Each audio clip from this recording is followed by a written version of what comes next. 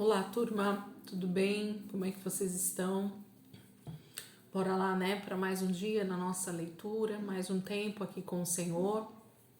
E eu creio que Deus vai continuar, né, ministrando as nossas vidas, como Ele tem feito todos esses dias já nesse início de 2023. Hoje a gente vai continuar aqui dentro do livro de Jó. Hoje nossos textos é o 32, o 33 e o 34. 3 versículos, 3 capítulos também. São textos um pouco mais compridos, então por isso que a separação fica aqui com os 3 capítulos, ok? Vamos orar, entregar esse momento para o Senhor, para começar a nossa leitura. Depois, no final, a gente vai fazer um período de oração, continuar orando a palavra, como a gente tem feito, e perseverar aqui, né, em nome de Jesus. Pai, nós queremos te agradecer por esse momento, por esse tempo aqui que nós vamos ter de leitura da palavra, de examinarmos um pouco mais a palavra de Deus, aquilo que o Senhor tem para nos ensinar hoje, aquilo que o Senhor tem para falar conosco hoje, aquilo que teu Espírito vai continuar ministrando a nossa vida, Pai. Muito obrigada, Jesus, pelo que o Senhor tem feito até aqui. Nós te agradecemos e te pedimos, Espírito Santo, fica aqui conosco, senta aqui do nosso lado, nos explica, nos instrui dentro da palavra. Nós queremos cada dia mais, Senhor, compreender aquilo que o Senhor tem para nos ensinar. São textos, muitas vezes, Senhor, aparentemente difíceis para nós, mas nós sabemos que o Espírito Santo é poderoso para nos ensinar todas as coisas. É para isso que Ele está aqui conosco, Senhor, nessa terra, para nos ensinar todas as coisas. Então, Pai, em nome de Jesus, que o Senhor tenha liberdade, que a nossa mente e o nosso coração estejam voltados para a sua palavra. E assim nós possamos entender e compreender aquilo que o Senhor tem para nós. Obrigada, Jesus. Amém. Vamos lá, gente. Jó, capítulo 32, então versículo 1, diz assim: Assim Jó terminou a sua defesa. Versículo 1, perdão, eu li o último versículo. Versículo 1. Os 3 amigos de Jó pararam de lhe responder ao verem que, apesar de todas as explicações que tinham dado, Jó insistia em dizer que era justo diante de Deus. Então Eliú, filho de Baraquel, o Buzita, da família de Rão, ficou irado com Jó, porque ele se justificava diante de Deus. Eliú também ficou irado com os 3 amigos de Jó, porque acusavam Jó de ser pecador sem poderem provar esse fato. Eliú tinha ficado em silêncio durante a longa discussão, porque era mais jovem e respeitou o direito dos mais velhos. Quando Eliú percebeu que os 3 amigos de Jó não tinham mais nada a dizer, indignou-se. Estas foram as declarações de Eliú, filho de Baraquel, o Buzita. Eu ainda sou jovem e vocês já são velhos. Por isso esperei com receio de dizer o que pensava. Pensei comigo mesmo, é melhor deixar que os mais velhos falem para ensinar a sabedoria. Mas, na verdade, é o Espírito dentro do homem que lhe dá entendimento, o sopro do Todo-Poderoso. Na verdade, não é a idade que dá a sabedoria. Deixa eu só marcar aqui, gente. Por isso digo, ouçam-me e lhes direi o que penso a respeito desse caso. Esperei para ver se vocês encontravam palavras, mas observando com cuidado, enquanto vocês estavam procurando palavras, dei-lhes toda a atenção, mas nenhum de vocês provou que Jó estava errado. Nenhum de vocês respondeu às suas palavras. E não me venham com desculpas, dizendo que Jó tem razão em parte e somente Deus pode mostrar a ele qual foi o seu pecado. Jó não me disse uma palavra ainda, mas se tivesse dito, eu nunca teria respondido como vocês responderam. Agora vocês estão aí sentados, de boca aberta, sem se explicar, sem saber o que dizer. Será que também devo ficar em silêncio, esperando que algum de vocês encontre uma resposta? Não, eu também darei a minha resposta e direi qual é a minha opinião. Tenho muito para dizer e o meu espírito me impulsiona a falar. Minhas palavras são como vinho guardado numa bolsa de couro nova e bem fechada que está prestes a romper. Preciso falar, e isso me aliviará. Tenho de abrir os meus lábios e responder. Não vou tomar partido nessa discussão e não vou bajular ninguém, mesmo porque não sei fazer elogios mentirosos, serei sincero, para que o meu Criador não me castigue com a morte. Então, o capítulo 32 fala de um jovem, né? Alguém que vai entrar agora nesse diálogo, que vai entrar nessa conversa, que até aqui tinha ficado quieto, que tinha ficado só ouvindo o diálogo de Jó e dos seus 3 amigos, mas agora aparece uma quarta pessoa, né, nessa conversa, e o nome dele é Eliú, e ele é filho de Baraquel. Então, a questão da genealogia também nos mostra aqui que é importante a gente saber de quem esse rapaz era filho, e se a gente puder então fazer essa pesquisa, nos ajuda muito. Mas o mais interessante é que Eliú se diz jovem, se diz alguém aparentemente inexperiente, esperou que os mais velhos falassem, então colocou respeito nessa conversa, esperando sabedoria dos mais velhos, que é isso que a gente espera de pessoas mais velhas, né, com mais idade, a gente espera que elas tenham sabedoria ao falar. Mas Eliú diz que só ouviu bobagens, só ouviu desculpas, só ouviu acusações. E eu gosto demais, gente, desse versículo que Eliú fala aqui no versículo 5 do 32. Olha só, mas na verdade é o Espírito dentro do homem que lhe dá entendimento, o sopro do Todo-Poderoso. Gente, que versículo tremendo. Eliú, cheio de sabedoria, cheio do próprio Espírito de Deus, ele diz que é o Espírito do homem que lhe dá sabedoria, que lhe dá entendimento. Por quê? Porque o Espírito do homem é aonde habita o Espírito de Deus. É aonde Deus fala.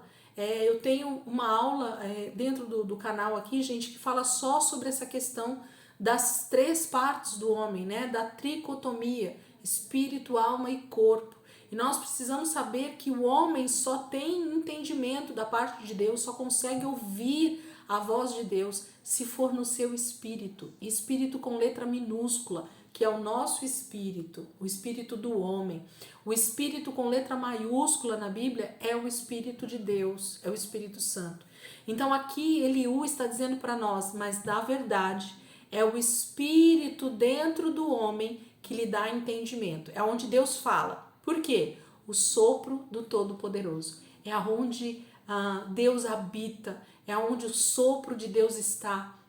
A Bíblia chama esse sopro de Deus, esse Espírito que habita dentro de nós e que fala ao nosso espírito, a Bíblia chama ele de Ruach, né? Que é o próprio, esse fôlego de vida que Deus nos deu quando nós nascemos.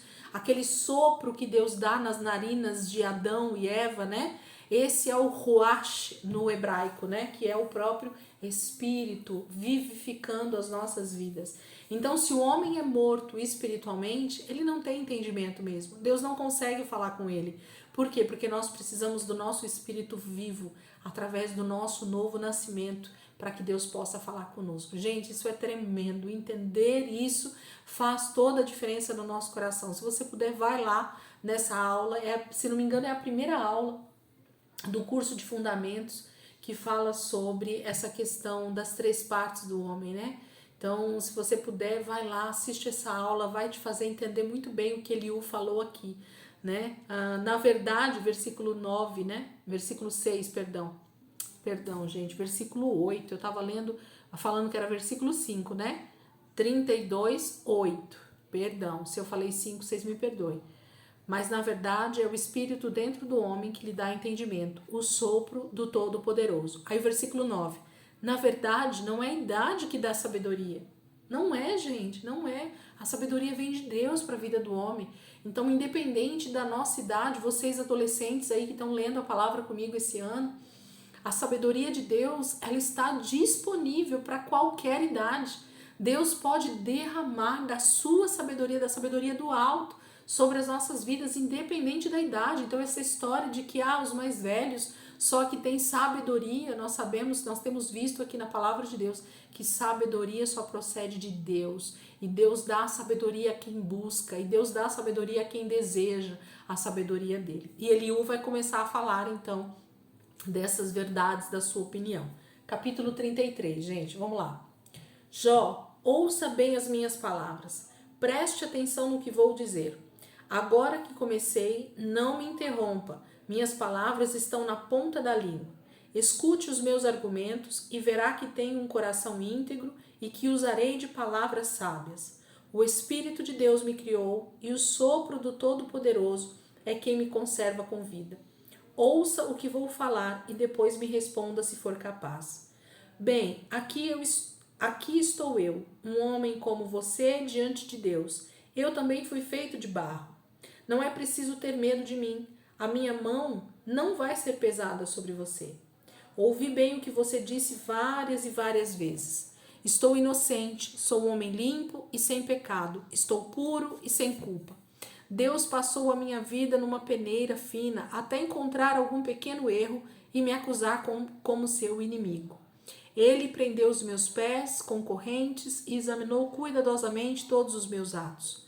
Mas eu lhe digo que você já estava pecando, porque não quis admitir que Deus é maior do que o homem. E por que você se queixa de Deus dizendo que ele não responde às palavras dos homens? Além do mais, Deus se revela ao homem de um modo ou de outro, mesmo que você não tenha percebido isso. Ele se revela em sonhos e visões durante a noite, quando os homens estão dormindo profundamente em suas camas. Nessas horas, Deus faz o homem ouvir seus ensinos e o aterroriza com advertências para mudar as ideias erradas do homem, para livrar o homem do orgulho e das suas más ações, para preservar a sua alma da cova e a sua vida da espada. Além disso, Deus pode castigar o homem com doenças e seus ossos podem estar em constante dor, a ponto de o homem perder completamente a vontade de comer, por mais gostosa que seja a comida. Ele vai emagrecendo até restar apenas pele e osso. Pouco a pouco, sua alma se aproxima da cova e a sua vida dos mensageiros da morte. Mas, se houver um anjo para cuidar dele, um entre 1000 dos anjos de Deus, e pedir em favor e lhe ensinar o que é certo, e disser a Deus, salve esse homem, não o deixe ir ao mundo dos mortos, aqui está o resgate pelo seu pecado. Então o corpo desse homem se tornará saudável como o de um bebê e ele ficará forte como um jovem. Ele fará orações sinceras a Deus e receberá respostas, viverá feliz na presença de Deus e será considerado justo.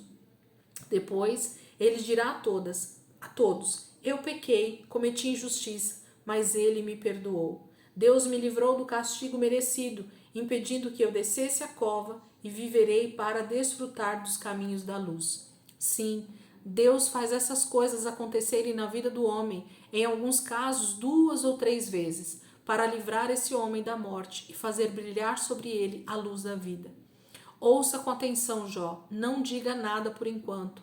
Deixe-me falar. Fale apenas se tiver uma resposta séria. Isso eu quero ouvir, porque a minha vontade é que você seja absolvido. Se você não tem nada a dizer, ouça-me e fique em silêncio. Vou continuar a lhe mostrar o que é a verdadeira sabedoria. Então Eliú, ele toma a palavra, e começa então agora a argumentar com Jó, falando para Jó que ele entende a sua dor, que ele entende a situação que ele está, mas Deus é aquele que fala com o homem de diversas maneiras. E somente o Todo-Poderoso pode então nos encaminhar, nos direcionar, falar conosco. E o Senhor está sempre pronto a falar conosco. O Senhor está sempre pronto a ministrar a nossa vida para nos arrancar da morte, para nos tirar da mão do diabo, para nos tirar dessa cova que a palavra vai falar que é um lugar de morte, principalmente espiritual. Então, Eliú começa a sua argumentação muito bem, mostrando aquilo que ele entende até esse momento, e ele vai dizer, Jó, só abra sua boca a partir de agora, se for para falar algo realmente baseado naquilo que eu estou te falando, na sabedoria que eu estou te mostrando. Me dê respostas, então, concretas diante de Deus. 34. Eliú continuou o seu discurso. Vocês que são sábios, ouçam os meus argumentos. Vocês que têm conhecimento, nós somos capazes de escolher aquilo que queremos ouvir, tal como provamos o alimento que achamos gostoso. Por isso, devemos descobrir o que é bom e seguir aquilo que é justo.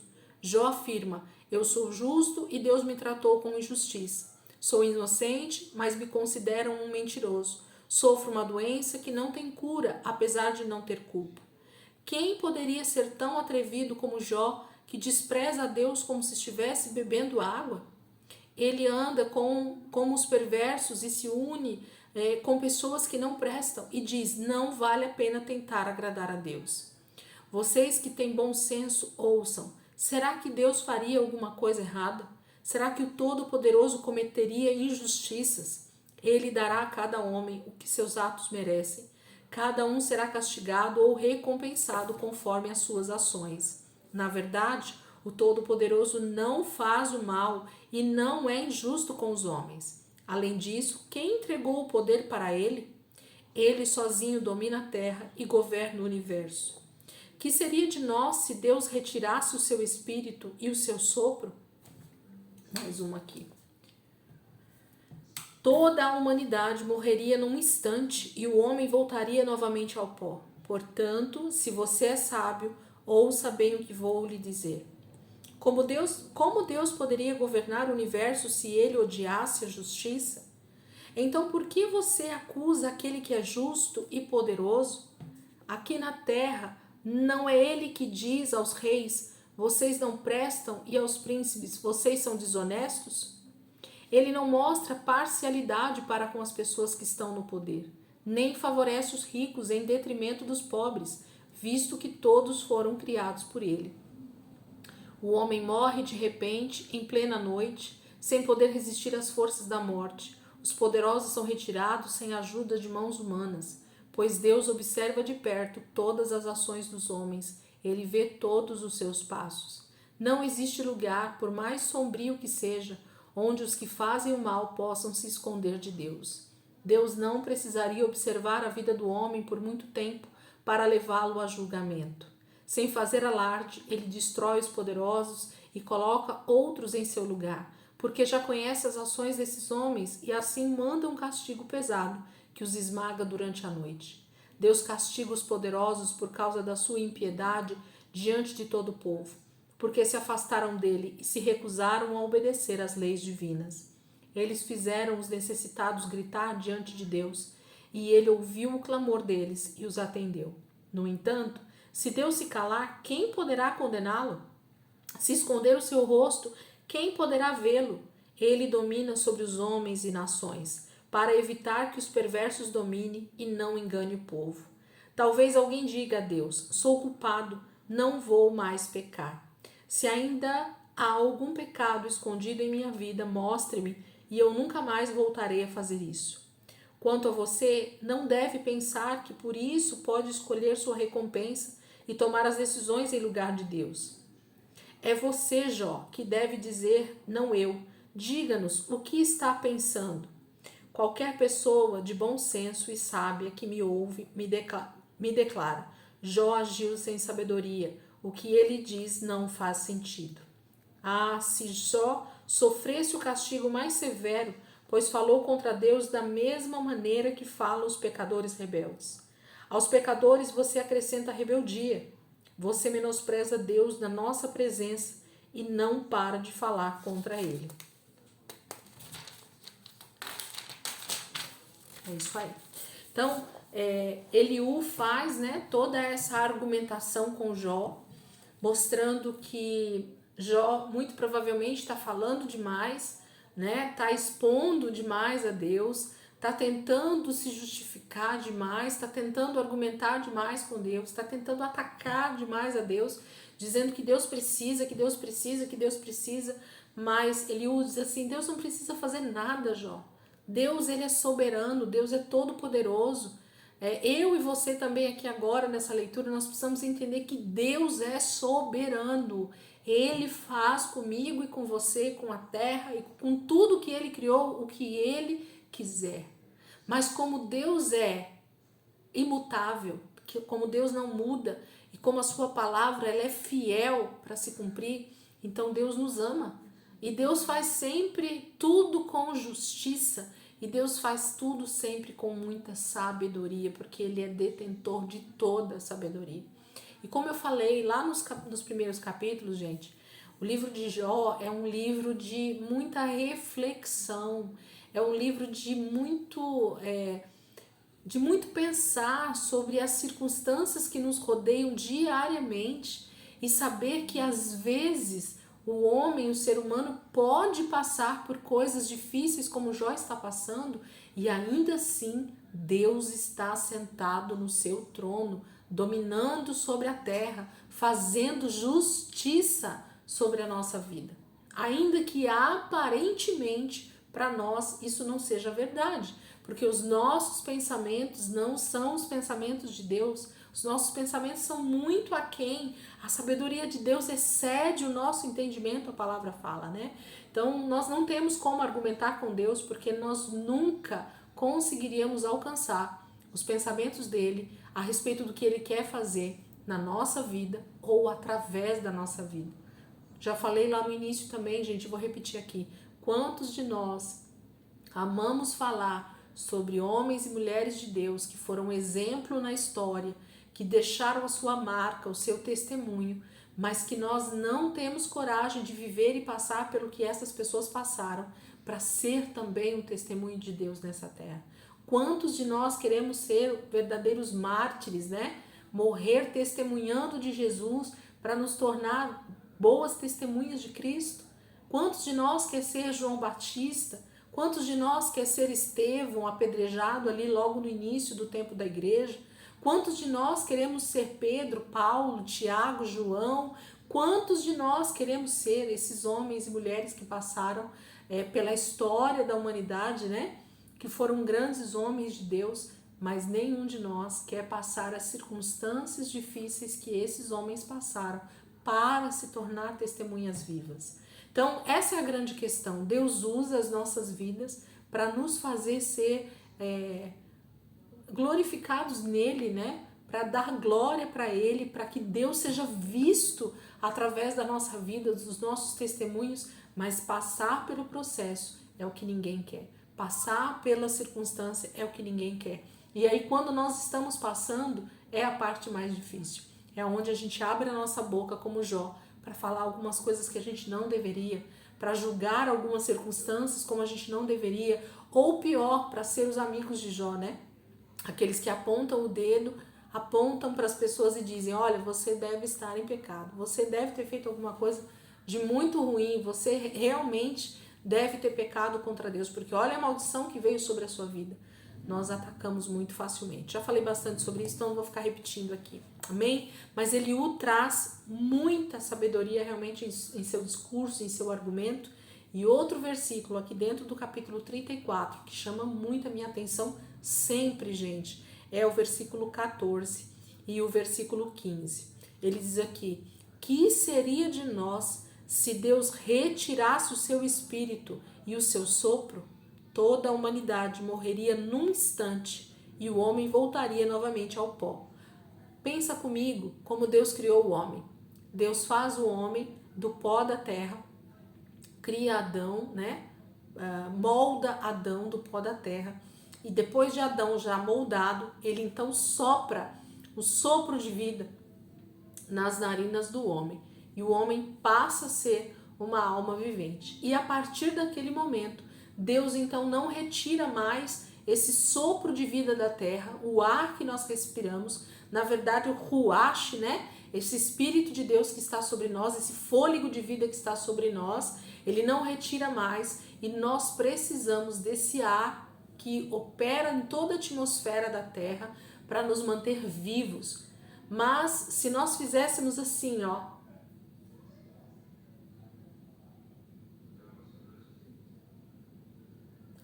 quantos segundos ou quantos minutos nós conseguiríamos ficar sem ar? Fecha aí o teu nariz, tapa o teu nariz e a tua boca e faz essa experiência durante alguns minutos ou durante algum tempo aí, não sei quanto, e veja qual o tempo que você suportaria sem o ar, sem esse espírito de vida que Deus nos dá quando nós nascemos no ventre da nossa mãe. Veja aí. E é isso que Eliú está dizendo. Que seria de nós se Deus retirasse o seu espírito e o seu sopro? Toda a humanidade morreria num instante e o homem voltaria novamente ao pó. Então, o que Eliú está fazendo a gente refletir de que o próprio Deus nos dá vida. Ele tem poder, então, ou ele tem soberania Ele tem todo o direito, se ele quiser, tirar a minha e a sua vida. É dele, foi ele quem deu. Ele tem prazer em nos dar vida e ele tem todo o poder para tirar essa vida. Está somente nas mãos dele. Então, se Deus fosse injusto, ele simplesmente diria: os bons vivem, deixa, os maus morra, né? Ele mataria todos os injustos, todos os rebeldes, todos os pecadores, e nós estaríamos incluídos neles, nessa turma, porque também nós éramos pecadores. Então ninguém teria sobrevivido se Deus então quisesse matar a humanidade, porque todos nós nascemos debaixo de pecado e pela graça de Deus fomos alcançados. Então não há um justo sequer, a palavra de Deus diz, né? Romanos vai dizer isso, outros textos vai dizer a mesma coisa. Não há um justo sequer na terra. Então, se Deus quisesse simplesmente retirar o fôlego de vida de nós, ele mataria a humanidade em 1 minuto, num só dia, num só tempo, num só momento. Ele mataria toda a humanidade, porque ele é detentor da vida, ele é o Todo-Poderoso. Então, a gente precisa refletir de que Deus não está agindo com injustiça quando ele permite algumas coisas sobre a terra, mas está tentando sim nos ensinar ou nos resgatar, nos trazer de volta para ele muitas vezes através das circunstâncias que acontecem na nossa vida, sim. Que seria do homem, né, de nós, se Deus retirasse o seu espírito e o seu sopro? Se Deus tirasse o nosso ar, né? Já percebeu como a gente depende desse ar que nós respiramos? Gente, isso é tremendo demais. Amém, queridos? Então, nossa leitura de hoje termina aqui. Amanhã a gente vai continuar dentro do livro de Jó.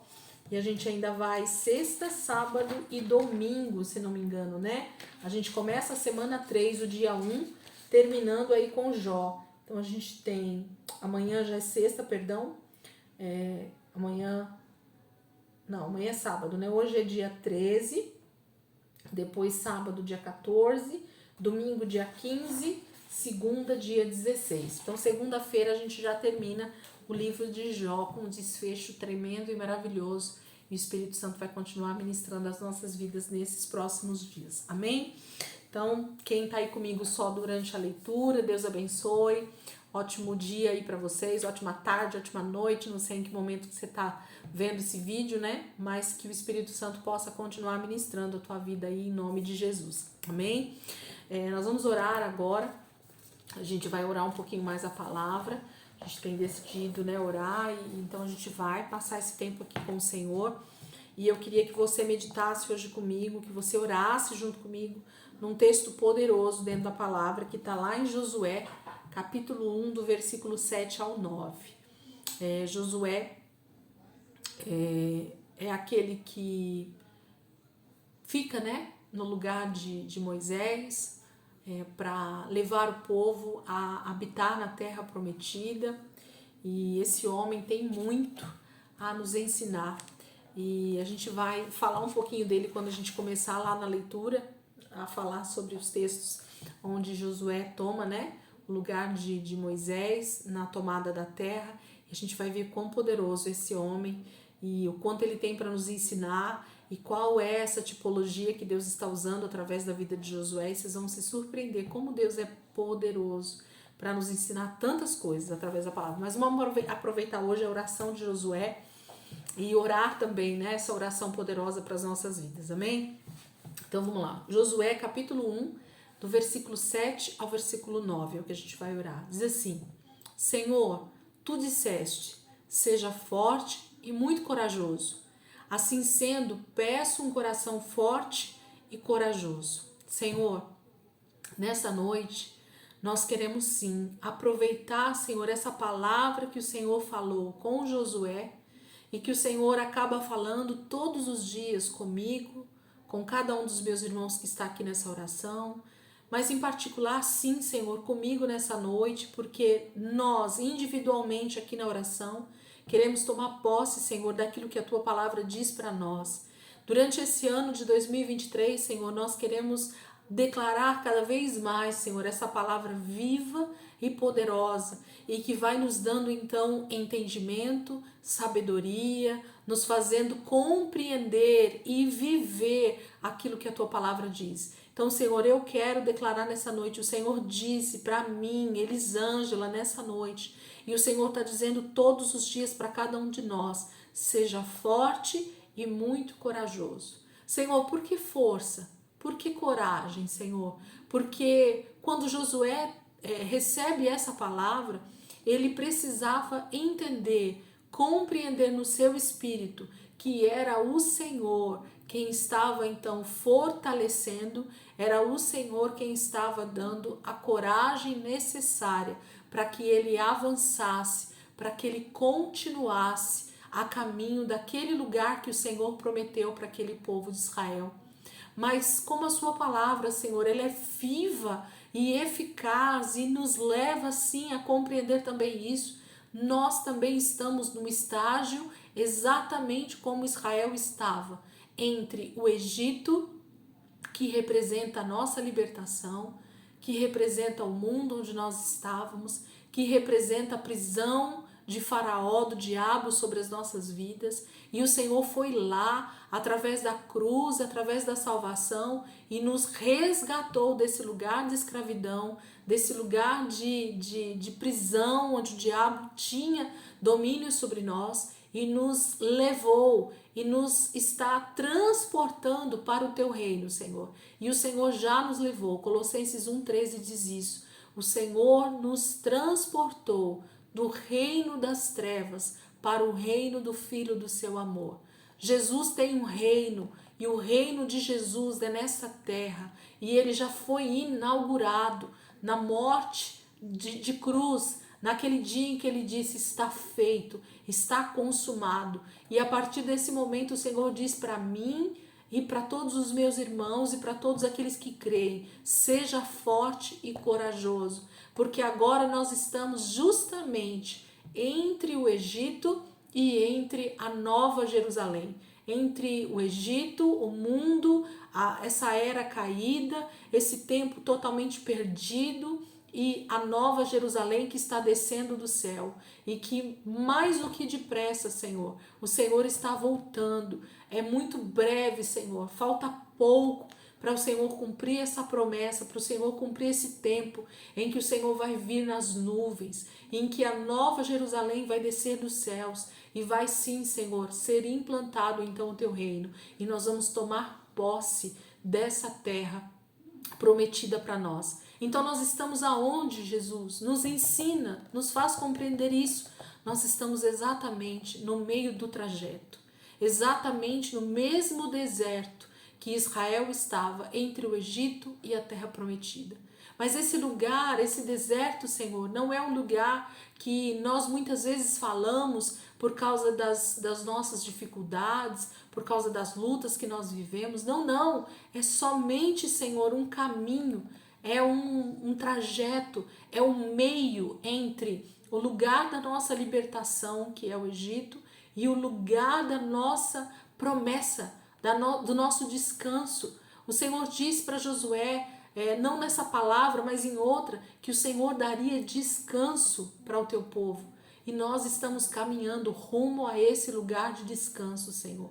Rumo a esse lugar que mana leite e mel, onde a tua presença está, onde o Senhor reina, onde o Senhor é todo poderoso, onde as leis que regem esse reino é as leis que regem hoje o trono de Deus, o trono do nosso Pai, a lei que o Senhor já determinou desde a eternidade, onde a obediência ao Senhor ela é suprema, onde a obediência ao Senhor ela é a única a ser seguida. Jesus nos faz compreender que precisamos ser fortes e corajosos, assim como o Senhor ordenou a Josué. O Senhor tem ordenado a cada um dos teus filhos, a cada um daqueles que já saíram do Egito, que já saíram desse lugar de escravidão, que já partiram desse lugar que é chamado mundo, que é chamado a era de Satanás, essa era caída, Senhor. Estamos caminhando, estamos nesse lugar de trajeto, Senhor, onde o Senhor está nos levando junto com o Espírito Santo a tomar posse dessa terra prometida, da nova Canaã que desce do céu. Forte, Senhor, fala de alguém que se posiciona, que que treina para ter nervos fortes. O entendimento que a gente pode ter aqui nesse momento, Senhor, é de alguém que realmente treina, que realmente vai para academia, que realmente se exercita para tornar os seus nervos, os seus músculos fortes diante de batalhas, diante de dificuldades. E o Espírito Santo tem nos treinado, Senhor. Nós precisamos estar treinados nessa batalha, porque nós sabemos que a nossa luta, Jesus, não é contra os nossos irmãos. Israel sabia muito bem disso, Senhor, que a luta deles era contra os seus inimigos, contra os inimigos espirituais, contra os principados e potestades, contra aqueles que queriam dominar a terra que o Senhor já tinha dado a eles como herança. Jesus, como é tremenda essa palavra, como nós precisamos olhar para a tua palavra e compreender o que o Senhor está dizendo para nós. Essa terra, Pai, que nós habitamos é do Senhor, toda a terra é tua.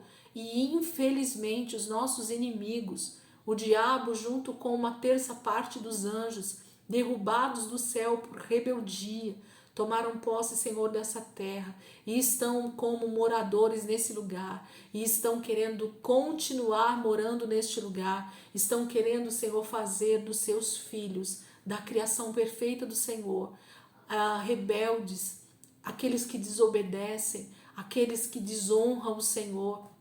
Mas nós seremos fortes e nós seremos corajosos, nós não vamos temer, Senhor, as dificuldades que virão aí nesse meio caminho.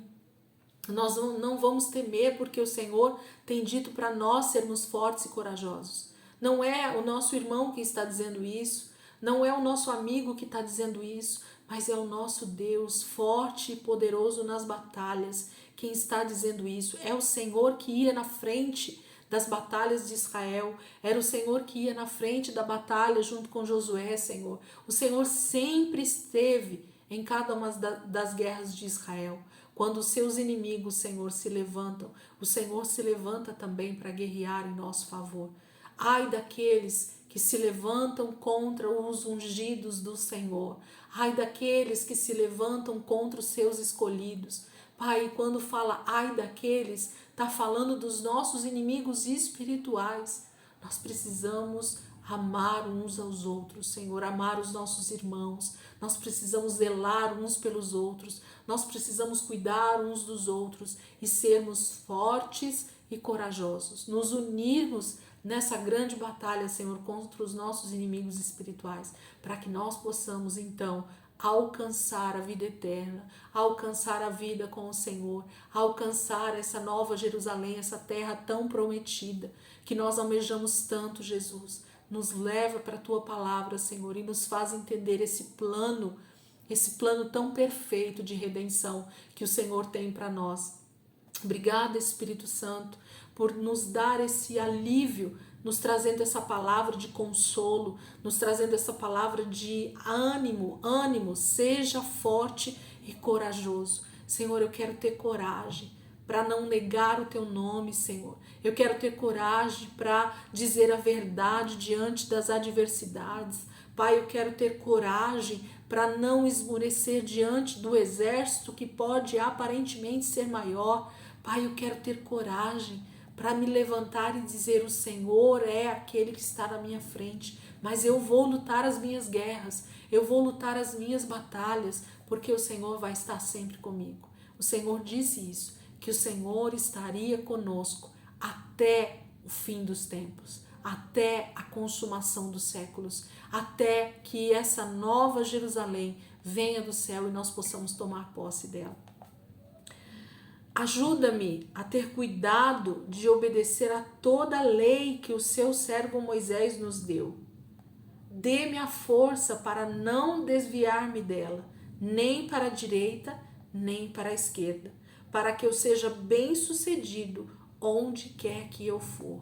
Jesus, essas são as palavras de Josué, mas essas são as minhas palavras, essas são as palavras de cada um dos teus filhos que reconhecem que o Senhor está nos levando para esse lugar.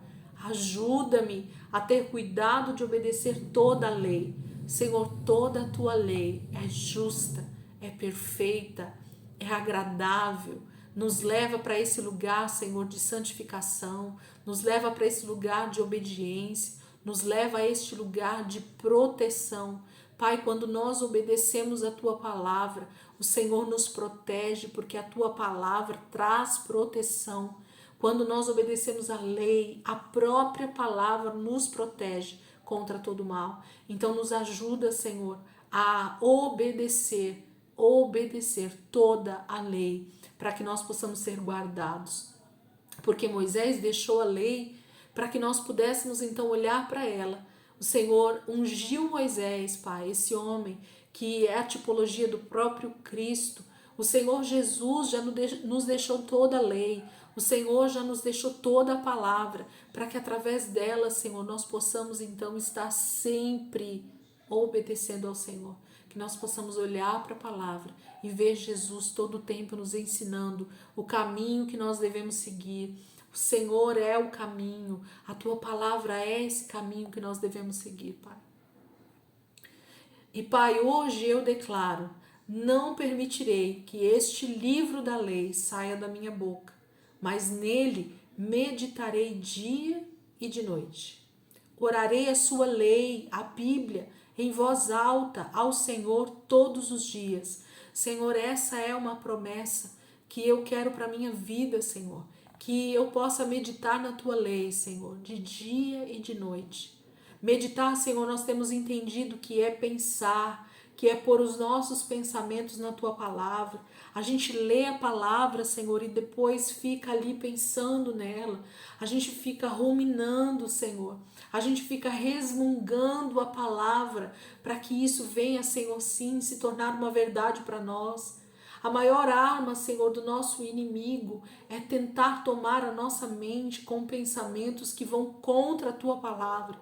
Então, por causa disso, Senhor, faz-nos meditar, nos ajuda a meditar na tua lei dia e noite, para que nós venhamos a ter a tua lei na nossa boca.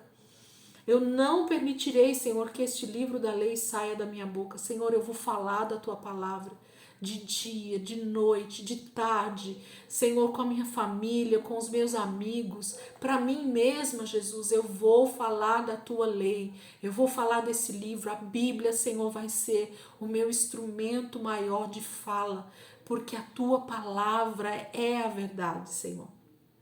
Mas eu vou meditar, Senhor, nessa palavra. Eu vou orar a sua lei, a Bíblia, em voz alta, Senhor, todos os dias. Senhor, Israel aprendeu essa regra poderosa que é orar a tua palavra, que é orar a tua vontade, que é orar a tua lei, que é orar as tuas promessas. Senhor, e nesse ano nós temos decidido, Jesus, orar a tua palavra, assim como a gente está fazendo aqui agora, Senhor, tomando então para nós essa verdade, declarando ela em voz alta, liberando, Senhor, a verdade de Deus para os ares, liberando a tua palavra dentro da nossa casa, liberando a tua palavra aqui na internet, Senhor, onde quer que essa palavra chegue, a vida do Senhor chegue junto. As pessoas, Senhor, possam ser, sim, Senhor, impactadas pela verdade do Senhor e nós possamos ser livres, Pai, nós possamos arrancar as algemas, Senhor, que nos prendem no pecado e sermos então transformados pela renovação da nossa mente, através de orarmos a palavra, através de meditarmos na palavra, através de falarmos da tua lei, Senhor, dia e noite. E à medida que eu estiver orando a sua palavra, ajuda-me a ter cuidado de fazer tudo o que nela está escrito. Aí então eu serei próspero e bem-sucedido em tudo o que eu fizer. Jesus, que segredo poderoso, que mistério poderoso, Senhor, é compreender que não só meditar, não só orar, não só falar, mas começar a ter atitude, Senhor, segundo a tua palavra. Jesus, começar a fazer com que as minhas atitudes, os atos de todos os dias, a maneira de eu viver, Jesus, a maneira de eu me comportar com a minha família, com os meus amigos, com as pessoas que trabalham comigo, com os meus funcionários, com os meus parentes, com os meus irmãos em Cristo, com todos que o Senhor coloca perto de mim, Jesus. Essas atitudes tenham a ver com a tua verdade. Elas possam refletir a tua palavra, Senhor.